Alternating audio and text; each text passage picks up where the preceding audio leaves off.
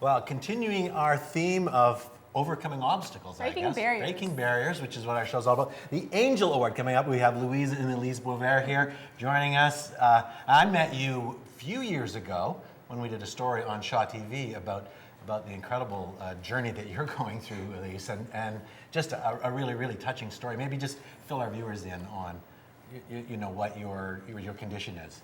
Well, I have juvenile rheumatoid arthritis. It's an autoimmune disease where my body flares up and my body pretty much attacks itself in a way. It doesn't know which bacteria is bad or good, so it just attacks everything.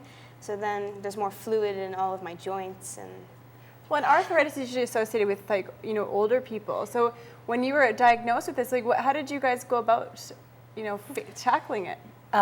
It was a long journey. It started with her stubbing her toe when she was a toddler, and we watched it deform into this ugly mess. Repeated visits to the doctor. Then something started happening where there was heat radiating in her leg, and finally, you know, as a mom, I knew her personality changed. I knew something was wrong. My husband and I knew something was wrong. About a year and a half it took. Finally, Children's Hospital ruled out everything else and sat me down and said, you know, your little girl has an autoimmune disease. It's called juvenile rheumatoid arthritis. And at that time, I'm like, oh, phew, arthritis. Okay, there's medicines for that. It's just joint pain. No. No, total. And it's been quite a journey. Like you know, your knee right now is only the latest in a series of hospital Surgeries visits. and things like that. Surgeries, Yeah. Any idea? You have a scoreboard? A scoreboard. I mean, the medicines, first of all, that she and Faith and these kids endure, the side effects of the medicine, the effects for them day to day at school when they're in so much pain. Elise is a very shy, humble person, but she's an amazing actress because she hides all the time. So educators, teachers don't know what's going on. So it's this invisible wall that they want to be normal. They go home and collapse. They're exhausted. The fatigue, it's like a massive, horrible allergy attack constantly with zolting pains.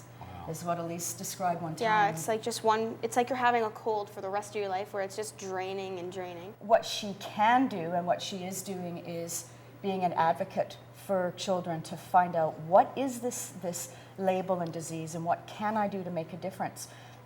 Her journey through this over the years has been really hard as a mom to watch, I have to say. It does still bring me to tears because these kids don't get to be kids. She didn't get to learn to ride a bike till very late because she couldn't. There's no can't. No. She can do anything. Just how can you do it differently, right? And how can you overcome when you're exhausted at school and you're feeling pain? How do we educate the educators to overcome the premise of, well, you were fine a minute ago, or just, I wish you would have told me that a few minutes ago that you're sick, Oh my gosh. that you're not going to feel well. I've got that so many times. Like, actually, a lot of teachers would ask me, so are you going to be here tomorrow? I don't know. Like, it's different every single day. This isn't coming from people with a malicious intent. It's a complete Uneducated. Yeah, and even as her mom, there's times where she looks so normal, Yeah, you look, right? You look beyond normal. You look absolutely gorgeous and radiant. She's amazing, and so I forget as her mom, I'm like, Elise, hurry up. Mom, I can't. Even coming into the studio. Right. We're running a bit late. We've got. we did notice that. Yeah, TikTok girls. Before this brace, this is the second phase, I had this big clunky one with like metal bars down the side. Very And attractive. yeah. It probably helped though for people to be like, what's wrong? This? Yeah. And people actually moved in the hallway for me and stuff, and I was like, so it kind of made me realize how much people They more need to notice see it to believe it kind of they have thing? to see it to believe it thing. Yeah. But and raising that awareness is what the Angel Award is all about, right? And you started this a couple of years ago, and it's a super cool event. I actually started this idea 4 years ago. Started it under Raising Voices, Raising Hope at Roses and with Rose Sexsmith, and the musical idea came from it.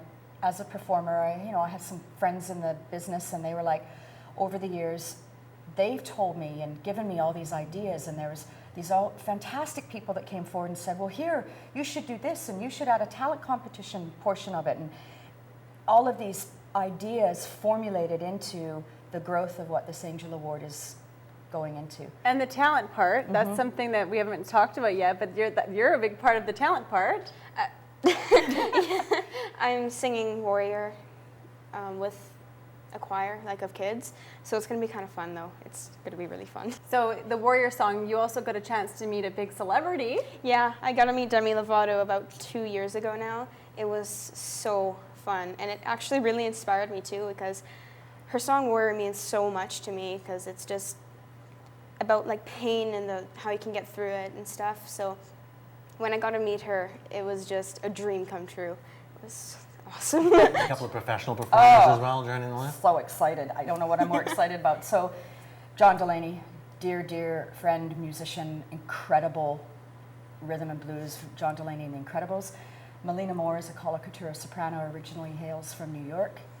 Beautiful human being and an even more beautiful voice. And they're going to be on stage. So that's coming up on May the 30th at the RCA, the Angel Award. You get your tickets at the RCA or on the website, angelaward.ca. Yes. Fantastic. I might show up. Yes, please do. Hope he does. I'll be the I've MC. seen it. I'm going to crash it, so. Yeah, Yes. well, of course. Awesome. Well, thank you so much, and thank you for being an inspiration. Fantastic. Thank you And everybody for should having show us. up. It's going to be a great, great show. I'm really excited about it. And good to see you again. You've You grown too. a bit since last time. Thank That's you for sure. so much, ladies. Thank you. Thank you. So yeah, get your tickets for the Angel Award. It's going to be a great, great night. Louise was giving us some other hints behind the scenes about what they've got in store for the audience. They don't want to announce it quite yet, but it's going to be a spectacular, spectacular show. Incredible young talent, and we now want to lighten things up. I don't know if we're lightening things up with this next bid. Local theater production of a brand new play. Judith ruins everything. Everything. She didn't even show up. That's how much she ruined the show. Coming up next. All right, in our continuing series featuring local drama, we have now got the author and director of the brand new play, Judith Ruins Everything. This is exciting. Another world premiere here on our show. We had the Raft of the Medusa folks on 2 episodes ago. So welcome to the show. Welcome. Thanks for having us. Thank you very much. Yeah. So Judith ruins everything. Let's hear a little bit about it.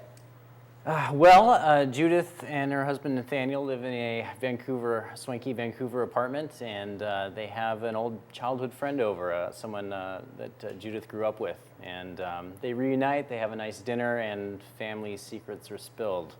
It gets a bit tense. Family drama. Very much so. So how long have you been working with it? I've been sort of aware of this project for a couple of years now. Well, I hooked up with the New Vintage Theater in Bonnie Gratz in January of 2014, and at that time I had a rough draft which I'd been tinkering with for about 2 or 3 years already. But once I got some guidance from Bonnie and worked with the actors at New Vintage to refine it and get a finished draft, so I guess the time from that till staging is about 1.5 years. Wow. So it's been pretty intense. And you were talking about workshopping. How important was that? for you? Workshopping was critical. I mean, I couldn't have finished it without that. With the Raft of the Medusa, they were talking about how when you do a new kind of play like this, where you can't go and watch it and kind of copy the characters. You're kind of meeting the characters for the first time yourself. For me, I sort of feel like I'm looking forward to seeing the real version of the actors. You know, once it's on stage, to me, it's more real than in my imagination. So I sort of rely on the actors to finish the characters. I wrote their lines, but the actors determine how they walk and move and their intonations, and that's, you know, half of who we are is physical beings, right? I guess that's where a director comes in handy. I guess that's so, yeah. What I get as a director is the script. And like you said earlier, there's nothing online, no resources for me to go and, oh, that's how they staged this part, this is where they moved. So generally as a director, I don't like to do those things. I like to take a script and to mark it up and come up with my own ideas, my own vision for it. And with this, I'm the only director who has had a vision for it so far. And part of my job was figuring out who these people were, what their quirks were, how they interacted with one another, and bringing that to life. Awesome. It must be a fantastic challenge, and really excited to see it. When is it going up on stage? It opens on May 28th at Creekside Theater in Lake Country. Awesome. And we get a little preview of it right coming up. Absolutely. So maybe set up this scene. I know there's a couple of actors waiting in the wings, eager to show us what's going on, but maybe put it into context for us. Absolutely. This scene is between Ian and his wife Lynette, and they have been invited to Judith's house for dinner. Ian and Judith were next door neighbors, very close as children, and like Logan says, Judith reveals a huge family secret. And so this is the aftermath of them talking about what she said. Ooh, sounds exciting. I can't wait to see it. Holy crap, Ian. I mean, holy crap. What the F is happening? I mean, seriously? Don't get wound up. Wound up? Where's all this coming from? Did you notice anything? Anything odd, I mean, between your parents and hers? No, of course not. Look, they were close, the four of them, but just as friends. I've told you before, it was a perfectly unremarkable childhood. What about when you left? What about when your family moved away? It didn't feel weird. We left on good terms. There wasn't a falling out. My dad got a new job and we just moved away. This is terrible. This is just horrible. God, I felt so ridiculous handing her those flowers. Why did you make me do that? I don't know. I thought it was a good idea to bring them, but then when we got here, it felt weird. I didn't want to look like some awkward teenager picking her up for prom. So this is why we're subjected to this? This is why we spent 45 minutes taking wrong turns and going in circles to be subjected to this? I mean, who is she even anyways? Okay, a childhood friend. What does that even mean? It doesn't mean we have to sit through this, I'll tell you that much. I'll tell you that much and more. So what? You want to leave? Is that what you're saying? Why not? I came, I met her, she's a nut, let's go. All right. You want to play it that way? Get your jacket. Grab a dessert. Take the stupid flowers even. It's fine by me. What do you think you're going to see on your Facebook wall in the morning? God, she would too, wouldn't she? She might. Of course she would. The Facebook wall shaming, the last refuge of the unhinged. Yeah, she might post something snarky, yes. Or worse. If you don't mind your client seeing that, well, Oh my God, the Victoria Women's Business Group. Oh, and Dorothy Elaine would love that. we can go if you like, dear. No, stay. We'll just stay. Let's just get this over with. There can't be too much more. I just have to see it through to the end. We're now with the cast of Judith Ruins Everything, but Almost the cast. almost. Where is Judith? Well, we couldn't take the chance of Judith coming here today because, well, Judith ruins everything. She might have ruined our show, Lisa. Yeah, can't have that. Couldn't have that. You guys just did that scene for us. That was fantastic. Yeah, so that last scene you just saw was basically after the first part of the, I'll say the reveal happens in the show, and then more to come after that. There's more after that. Yeah. Yeah, there's more after that. So maybe you shouldn't have stuck around. Probably not. But then you wouldn't have a play. That's right. Well, and you know, what would we need Judith for? Yeah. So tell us a bit about your characters. So I'm Judith's husband, and I'm actually probably the most boring one out of the four, I guess. I'm there to kind of pick up the pieces of Judith because she is the excitement for me. So I don't actually have level to be, her out? I definitely level her out. And did yeah. she ruin you? No, I like having the need to actually pick her up and clear her out. You did fix people. Look what you said. Definitely. Lynette is fairly controlled. I think she's entered this dinner party with a lot of trepidation, and that certainly pays off. Rightfully so, it Rightfully seems. so, yes. And Corey? Yeah, and so I'm Judith's like childhood friend, and I sort of dragged Lynette to the show, and of course, maybe that was a bad idea. Did you have an inkling? Do you think you had an inkling? I'm sure there's a little bit of an inkling, but yeah, no, it is what it is. So, you guys are doing these roles for the very first time. No one has ever acted this play before. So you can't Google it. That's got to be pretty exciting. Yeah, she hit it right on the head there. Yeah, it's tough if you, I guess, a little bit if you haven't been able to see anybody else do it before. So I don't know. Hopefully we do it well, and hopefully people like it. Well, of course you're going to do it well. Yeah, well, hopefully, it's kind of nice though being the first to do it because then, then you don't. It's just you and your director and the script, and it's not you taking on anybody else's interpretation. It's kind of more pure. For me, I like it because then you're not compared to anybody else too. It's fresh, and so it's your own character. Kind of like Angela was saying, it's her vision with the play. It's the same thing with the actors. Awesome. So how do we see this? Well, you go and buy your tickets. I'm not. I think you buy them from Creekside. I think it's right from Creekside, which is a great theater, fantastic. It's amazing. Fantastic place to put on a show and to see a show. Yeah, and so they're doing 3 shows, 28th, 29th, and 30th. So come on out. It's gonna be great. Your chance to see a world premiere production with fantastic local actors, including, we should say, Kendra Hesketh, who couldn't be here this weekend, not because she ruins things, but because she's had a previous engagement. Awesome. They're like, sure. Everybody was silent. I love that. That's great. Well, thank you guys so much for coming. That was great. Thanks for having us. Yeah. You may have recognized her from some of our promos. We've got Lucy Hazelwood in the studio with us of Lukey Dance Productions. Hey, Lucy, how's it going? It's going great. I mean, the summer is here finally, and I'm excited to get started on our project. In the promos, we talked about how you're going to be our entertainment coordinator for the live show that we're going to be doing out at Vibrant Vine. So that's pretty exciting. Yeah, just a great excuse to get people up and involved in everything that we're doing, because it's nice to come along and sit and get comfortable, but you know how I am about things like that. So this way we can get the audience participating in our events and really. So you've got kind of a history of this a little bit. Your credentials for this come from overseas or on the seas. On the seas, yeah. Cruise ships. That was actually one of my first professional dancing jobs, and I made it somehow from being just a regular dancer to the dance captain within this first contract, and then all of a sudden I was assistant cruise directing for a cruise. So part of that was, just being hosting and doing sock hop and bingo. And Sock hop! Yes. Love it. What's that like? I mean, working on a cruise ship as a dancer. The best. Is that as amazing as it sounds? Job. You either love it or you hate it, kind of like Marmite. But I hate it. Yeah. Hey, Yeah, totally. Like, yes. But do you like it? No. Okay, good. That might have actually affected a few things. You might mix have the deal. like Dad. Next week, our new dance producer is coming on our show. Yeah, no, Marmite is. Yeah. Sorry, Australian people.